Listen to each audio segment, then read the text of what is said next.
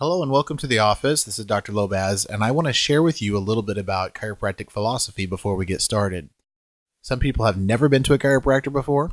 Some people have been to several different chiropractors, and I don't know where you fall on that exactly, but we're going to basically start out just by sharing a few things. The number one thing is that we want you to understand chiropractic care. So what we want to focus on is the word health, okay? So it means several different things to several different people, and there's several different avenues of health. Obviously, there's physical health, with which how you look. There's emotional health. There's chemical health. Different kinds of health. What we want to focus on is the main part of health. In this office, we focus on function. So most people judge their health from a kind of a reactive standpoint. They either do it on either how they look or how they feel. So the sad part about how you look and how you feel, people judge it on the symptoms, right? So if you don't have any symptoms, they feel that you're healthy. And you might be looking at this and say, yeah, that sounds right. Well, here's the scary part. The big killers in our country, the first one is heart disease. And the second one is the big C word, cancer. So in the early stages of heart disease and cancer both, guess what? There are no symptoms, right?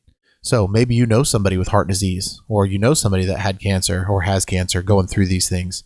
So in the beginning stages, very few symptoms. Well, when the symptoms do show up, you'll go to the doctor and he gives you drugs. And the drugs are very good at dealing with the symptoms. However, for you to have symptoms in the beginning, you first have to have a problem, right? And the problem leads to symptoms. Well, here's the problem. When you take drugs, it does cover up symptoms, right? But it doesn't affect the problem at all. And then you take more drugs because you have more symptoms and more drugs. And so people look at drugs as the answer to healthcare. Well, to me, that's the next biggest killer in our country is drugs, because it doesn't really get to a problem. It just addresses the symptoms all the time.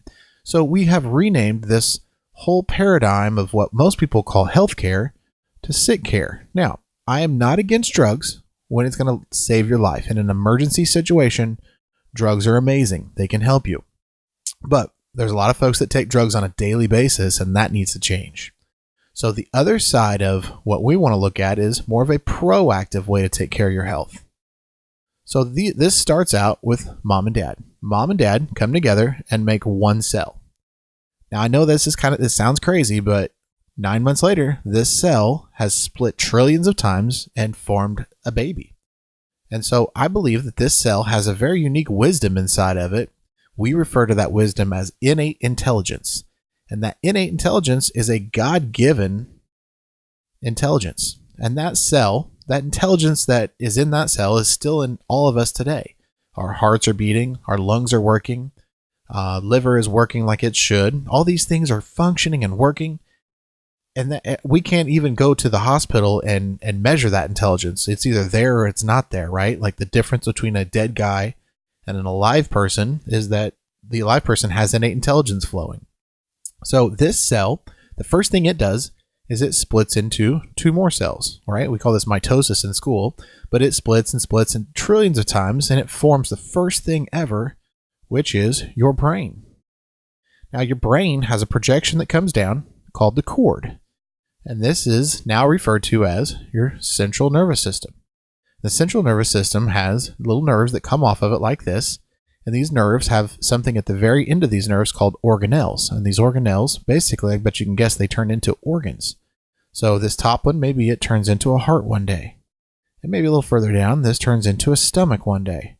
Well, what would happen if somehow, maybe you're having a shoulder surgery, for instance, and somehow the surgeon accidentally cuts the nerve that goes to your heart? How well would this heart function at this point? Not very well, right? And if it was cut, could possibly even die off. We don't want that. How about the stomach? What if the stomach was not getting the right nerve energy to it? Well, the stomach, possibly, it's supposed to produce acid. Well, what if it produced too much acid? They have a name for this, right?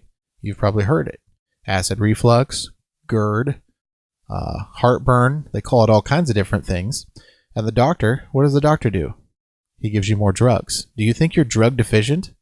I don't. I think that he'll give you Nexium. He'll give you Prilosec. He'll give you Tums. He'll give you all kinds of different things from an outside-in perspective so that your body can work properly. Well, here's the difference between what the medical doctors do and what chiropractic says.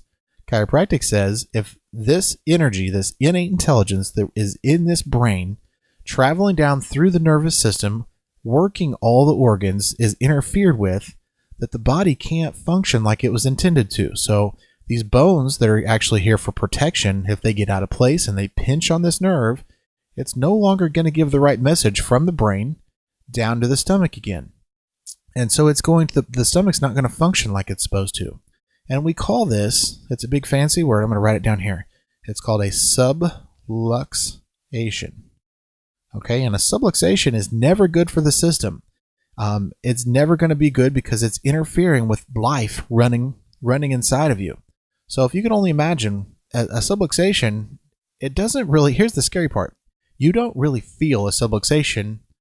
It's kind of like this heart disease and cancer stuff. It's not heart disease or cancer, okay, but maybe a subluxation going to the heart, it's not going to be good for the heart. What about if it's going to the stomach or the kidneys, the liver, or the bladder? We've had countless stories of people that come in and all of a sudden things start working again like they're supposed to when we remove this silent killer right here, this subluxation that's interfering with life to the body. So my job as a chiropractor is not to deal with neck pain, back pain, headaches, anything of that nature really. It's to clear the nervous system of interference so that the body can function like it was supposed to again. So people ask all the time, how do I get subluxations? Well, here's the neat part. The way we get subluxations is through something we all deal with. Yeah, let me get my pen working again here. It's through, I must have bumped something here. It's something called stress. We all deal with stress and we all deal with it differently, but we can have, obviously chemical stress or emotional stress. Maybe it's the foods we eat or the bills we have or the spouses or children or all kinds of different things that cause this. We have gravity on us all day long. So our bodies are going to experience stress. It's just part of life. But the way we deal with it and the way we keep our bodies functioning well is by getting adjusted regularly. We have found that most folks that are coming into the office on a regular basis do better than the folks that wait until there's something actually physically straining them or hurting them. And then these folks come in, for a couple of visits and hope to get out of pain. So either way that you want to take care of yourself, it's your body. It's your job to take care of it. But I'll help you however you're comfortable. So we have several different ways that people come into the office. Some actually pay as they go, and some of them actually are on our membership. And so here in a little bit, I'm going to come back into the office and we're going to scan your spine. During that time, if you would please put a gown on, and it opens to the back. Please keep your pants on, but shirt, bra come off if you're a female. Shirt, you can just take your shirt off if you're a male. And we're going to scan your spine. We're going to see what it looks like, and then we can see kind of how stressed your spine is. Once you get the gown on, please go ahead and crack the door so I know it's okay to come back in, and we will take a scan of your spine. Then I'll see you soon.